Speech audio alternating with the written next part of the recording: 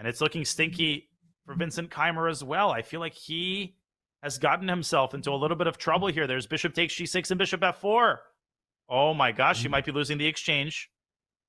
Yes, okay. On the other hand, you can still sacrifice something because there are all kinds of ideas. I'm not as pessimistic yet as before. For example, there is this opportunity of going bishop b7. Yeah, bishop takes e4, bishop takes e4. I get some really nice pieces. And yes, you do have this lovely tactic with bishop f4. But even then, after trading everything, I might be able to put knight on d3, push c4. It's still very double-edged. Bishop takes c5 there also has to be factored in, but then bishop takes f3 ruins the structure. There is also the move rook e6 here, with the idea of recapturing on g6 with the rook. Then when white plays bishop f4, you go queen up to c6, and you can actually capture the knight on f3. And that is why you need to guide your rook to g6 so that the g2 pawn will be pinned, and try evaluating that position. It's easy when the eval bar shows an edge, but Vincent Keymer, doesn't want to allow bishop f4, but does he pay too steep of a price for preventing that move? I mean, something feels very awkward of this move, because the bishop is still on c8, so there are some kind of back rank issues. The computer screams that bishop takes h6 is a possibility. Why on earth do you let this happen? Oh my gosh. And bishop takes h6. Bishop takes h6. It's a natural move. It's a typical idea in these Italian Ruy Lopez positions, but especially here with white's pieces all trained on the king side. And after bishop takes h6 gh, Peter, does white throw in bishop takes g6? Or does white play queen takes h6 with intending knight g5? Well, both are very tempting, yeah, because then rook e8 checkmate is a threat, knight g5 is coming. On the other hand, I cannot believe that Vincent blundered a move like bishop takes h6, so he has to have something on his radar, but maybe it was just panic. Maybe it was fatigue, yeah, that he just couldn't control his nerves, because the exchange sacrifice looks so much more in the spirit of this position. There is, I'm looking a little bit here, it looks very grim after bishop takes h6. Magnus is going to play this move. The other problem is that after that pawn is captured, black can't ignore the bishop, because rook e8 check is a massive threat. There's too much going on the king side. I think Vincent will end up picking up that bishop. And after queen takes h6, black's king will be at death's door. So many different directions and threats. There's three of them. There's knight g5, there's rook e8, and there's bishop takes g6. Although knight g5 runs into rook h4, so it's never too late to blunder. Yeah, bishop takes h6. I believe that Vincent is counting on something like bishop b7, just developing that bishop. And where is the knockout punch? Yeah, because after all, black has active pieces as well. Yeah, the king is for sure is shaky, but it feels like the knight on g6 gives some protection. The line there is extremely, extremely difficult. It's bishop takes g6. Okay, that move fairly natural, but after f takes g6, you have to stick your rook on e6, which is kind of a weird looking move. But the point is just to take on g6 and crush black on the g7 pawn. But Magnus, you're right. He has to see that idea if he takes on h6. Otherwise, the position after bishop b7 without an eval bar is incredibly hard to evaluate. I think yes, rook exactly. b4, I'm feeling now. I'm the one feeling more optimistic, perhaps, when I see the move rook b4. Yeah, well, if rook b4 would have been such a mistake, Vincent would have not played it. Yeah, he had almost 5 minutes on the clock, so he kind of believes that the move is possible. And the attack, for example, the other move that computer says that bishop takes g6, f takes g6, bishop g5 is shockingly strong. I mean, it will never ever happen in a human game. I mean, maybe in a correspondence chess, or if you have 2 hours on your clock, but not in a rapid blitz game. Yeah, even with the aid of the computer, I would be pretty surprised if that idea is found. So the big moment of truth, and he takes g6. Wow. And now he takes h6. So he does sacrifice, but he clarifies the position first. And Vincent can still play bishop b7, but then Magnus will be only one move away from spotting the potentially decisive rook invasion to e6. Big moment here. How will Vincent try to hold his position together? Bishop f5 is also a possibility here. Yeah, now suddenly black has more options. Yeah, after bishop takes h6 immediately, the bishop was still on c2, so the bishop from c8 was not able to be developed to f5. On the other hand, Magnus kind of invites that move. What is going on in his mind? Yeah, because bishop f5 looks like a stable, more or less stable move. There's an incredible idea. Bishop f5, queen d5 check.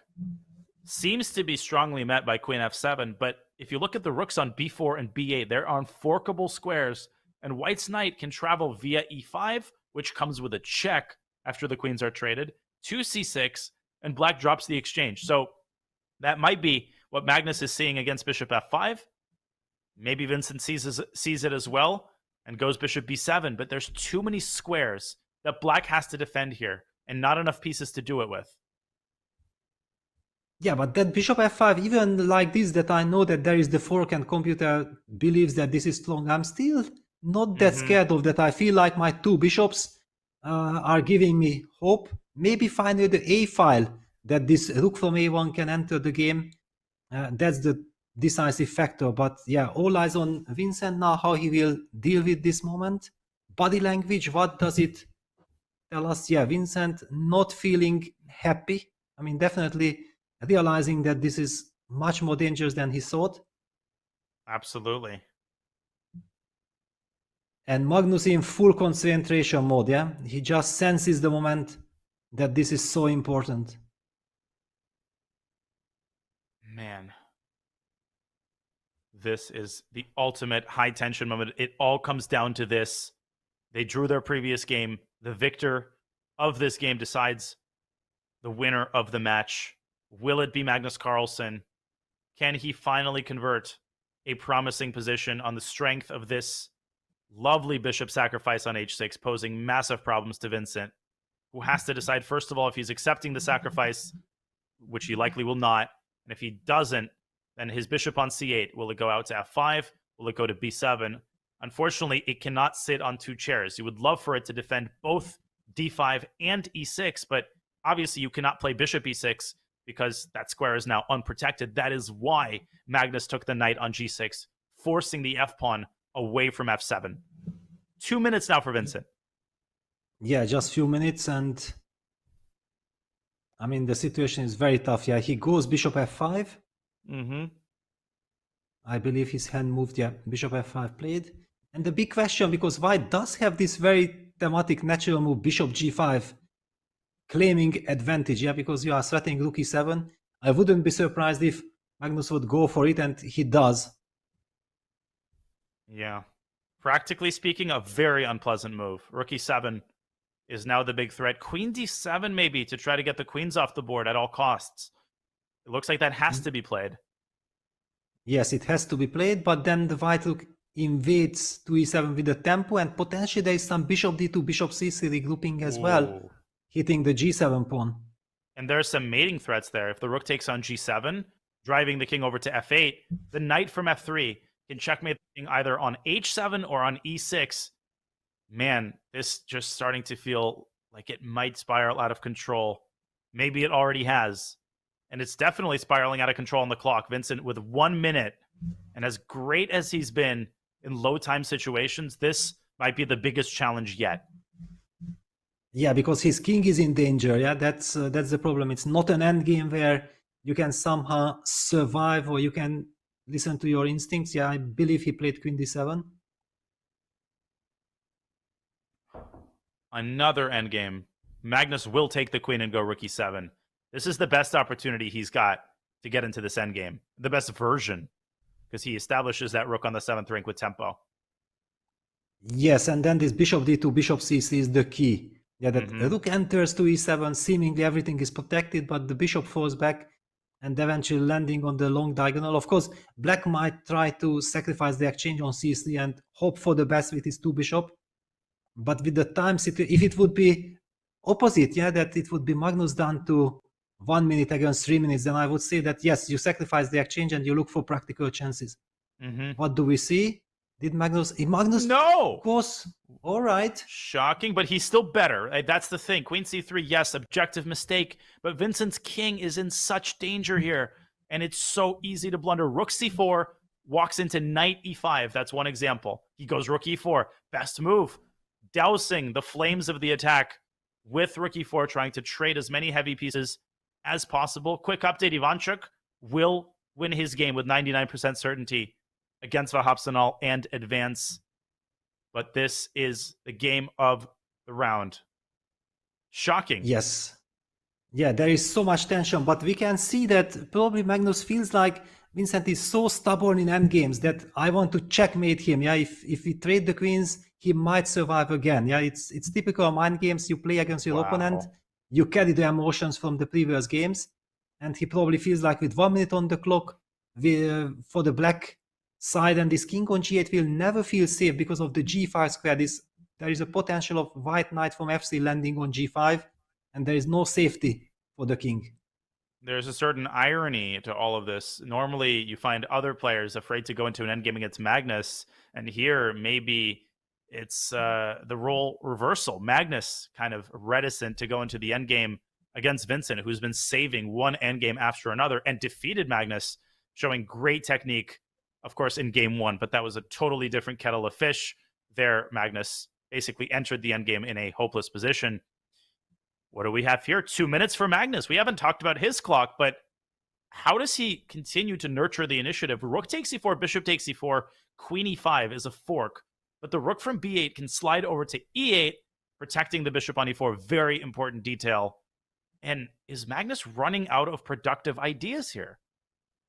Well, he's not sure what to do. Yeah, because actually black also needs like one move, rook b8, stabilizing everything. Yeah, we spoke about the king being unsafe. However, black has this idea of closing down the diagonal with c5, c4, opening that bishop from b6. And if black gets that, then it can be anybody's game. Man, the twists and turns in this match, they never seem to end. Every time you think, okay, finally, this is heading in one particular direction, boom. All of a sudden, you stop on a dime, you go the other way. The tables have turned so many times, game after game after game. And wow, this is down to the last minute for both players. And Carlsen finally with 95, centralizing the knight, hitting the queen. But another inaccuracy according to the eval bar. The queen can slide up to d5, deftly dodging the attack by the knight. What's going on here? Yes, but it's so tempting to play queen d4. On the other hand, queen d4 probably runs into some kind of a trick. I don't see it yet, but yeah, queen d5 covers all the light squares and also targets that knight on e5. Runs into rook ad1, and we still have to find a move for black. Down to 27 seconds. And he's made the other tempting move, hiding the queen essentially behind the knight, but now Magnus can take and go rook either e1 or d1. Both moves seem tempting to me. Rook e1 especially, hitting the bishop. Yes, that's always very nice to hit with the tempo, but okay, black will also find a tempo move with queen d5, hitting the pawn on g2. He's played it. And Vincent, I think he is making motions to play queen. No, he's brought his bishop back to b7, exposing his queen to a potential discovery.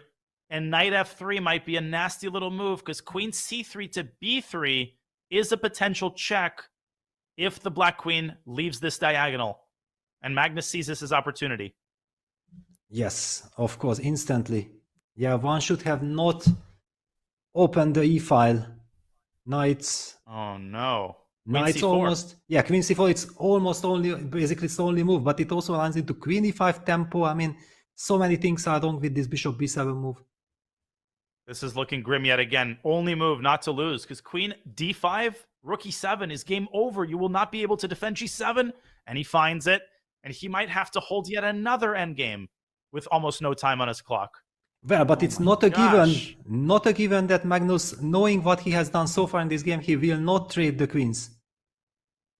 I believe that would be consistent with his strategy. Yes, he will go for queen e5, I believe. Unless he thinks that queen takes... But against two bishops, you can never be sure that that's enough for a victory. Without question. And what if white accidentally loses the b2 pawn? I mean, this could turn into a 3-result game. And now Magnus down to 40 seconds. So for the first time, he is also in serious time pressure. And a hesitation there.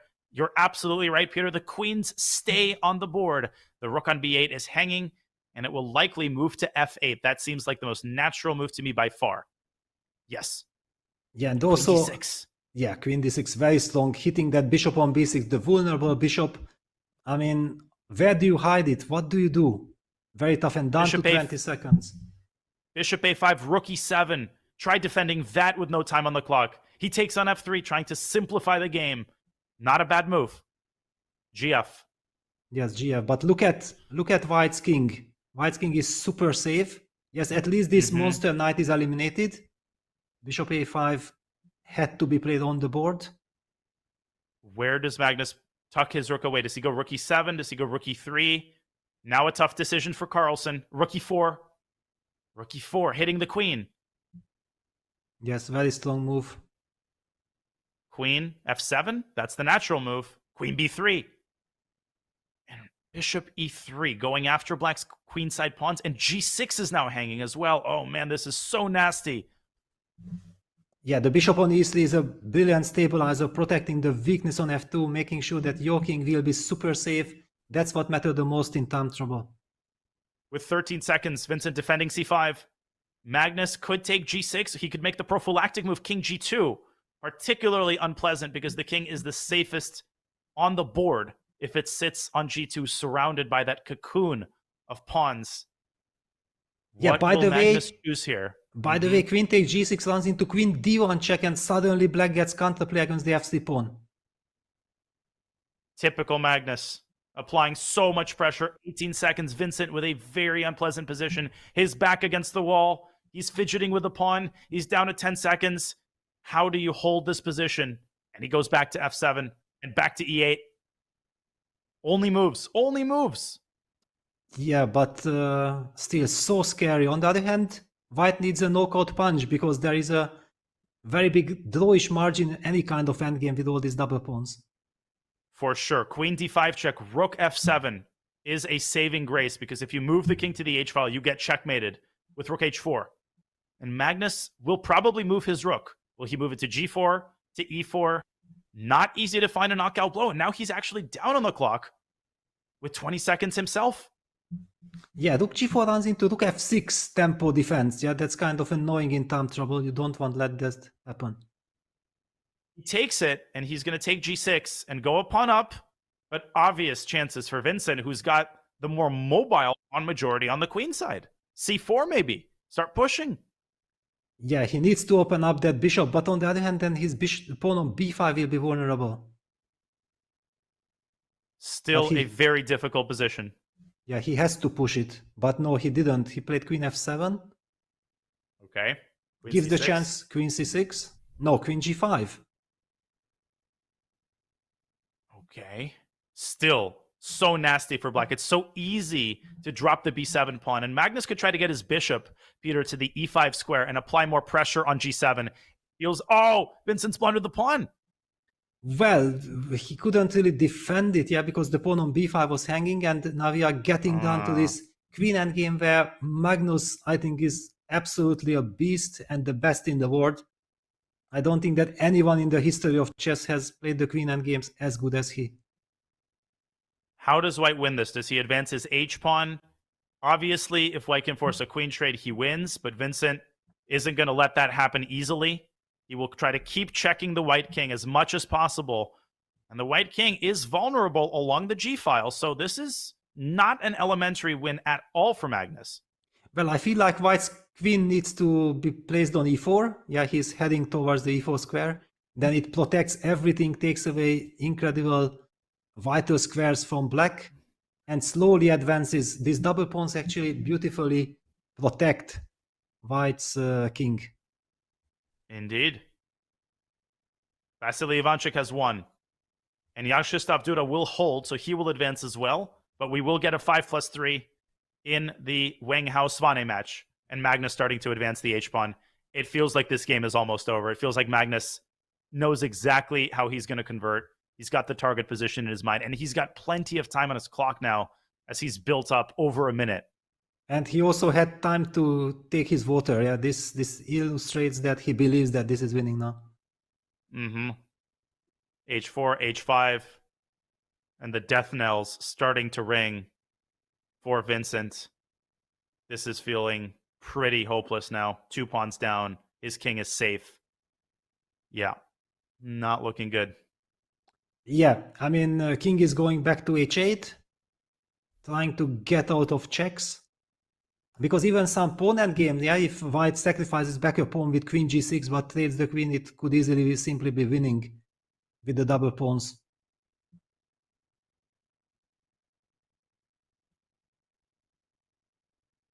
And Magnus, now after king h8, he did make a move, yeah, queen g5, step by step improving the position. And tying black down to the b5 pawn, threatening h6 potentially, although that is not a move that you would want to make lightly. You would want to assess that trade and maybe even bring the f pawn up to f5 before you play h6. It should also be pointed out that a queen trade is good for white, even if it comes at the cost of a pawn. That is the benefit of being 2 whole pawns up in a queen endgame. Vincent fighting tooth and nail, making it hard for Carlsen. Maybe queen b6 to prevent h6, but it feels like it's a matter of time at this point. Yeah, it's hopeless. Yeah, queen 8, Magnus just goes h6, he takes, opens up the black king. Maybe a stalemate idea with queen g6 at some point. Yeah, queen g5 check. It's easy to miss. You play queen h6 and f4?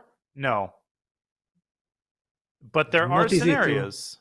Yeah, there are scenarios. Just to highlight what Daniel is mentioning, queen g6, queen take g6 would be a stalemate. That's a trick white really has to pay attention to. Otherwise, he should be simply winning this.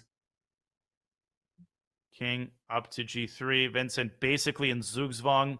Among other things, he has to make sure that white doesn't put the queen on such a square such that the queen trade is forced, which really restricts the queen's choice of squares. Queen e2 is a nice defensive move, though. Yeah, trying to get from behind, but queen g6 check.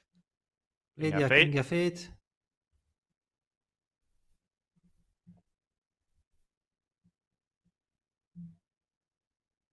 Will that white queen land on e4? Okay, first a check, and then queen e4. Yeah, exactly. That was the square that was smiling right from the start. Oh, what a nice move. f4, pushing the pawn at the right moment, preparing to block a check on g1 with queen e4 to g2. This is what Magnus does best. Exquisite technique, and you feel like you're getting the life squeezed out of you by a boa constrictor in these types of endgames. Yeah, and also he controls the clock extremely well. Yeah, he made sure that he is, and look at this. Yeah, his body language signals that yes, okay, I'm gonna win this. There is no way around that. He's got a million lives, this Magnus, but Vincent's still trying. And obviously, apart from the stalemate ideas, there's perpetuals. There's the possibility that Magnus blunders a pawn. Technique is still required, and it ain't over till it's over. That is one lesson that we have learned again and again from this match. Just when you think that one player has it in the bag, all of a sudden, crazy things start to happen. But there's just so little that Black can do here as Magnus continues the inexorable march of that f-pawn. Vincent trying to check him from behind. Yeah, but the point is that White's king actually can also march toward the b5 pawn. And this is what Magnus is combining. Yeah, he's just going towards the b5 pawn, and there is nothing Black can do. Queen g2, king e5, queen g7, king d5. The king kind of zigzags its way away from the checks and towards c5. And once the b5 pawn is eliminated, you can basically safely resign with Black. Yes, it's over. If the king reaches c5, it's over. And Magnus very delighted, very relieved. He knows that I have my plan. I know what I'm doing. Yes, queen h4 check, going queen d8 check. It's a typical kind of idea, trying to set up some perpetual check mechanism. But here, this doesn't look like it. It's a universal feeling. You know you have it in the bag. You know exactly how you're going to win, what you're going to do. And mentally, you relax. Obviously, you stay vigilant. But Vincent, a shake of the head, a sip of water for Magnus, king to c5. and Vincent will drop his b5 pawn. He will go 3 pawns down in the queen endgame. And with his king in the open center, there is no stalemate possibility. He does recover the f pawn, but that's not a fair trade because now Magnus has pass pawns on either side of the board and is completely winning. Yes, I mean, okay, with one pawn, it's always tricky. The drawish margins are enormous. Even sometimes the computer says it's a draw, but practically speaking, it's still very difficult. Oh, however, there it is.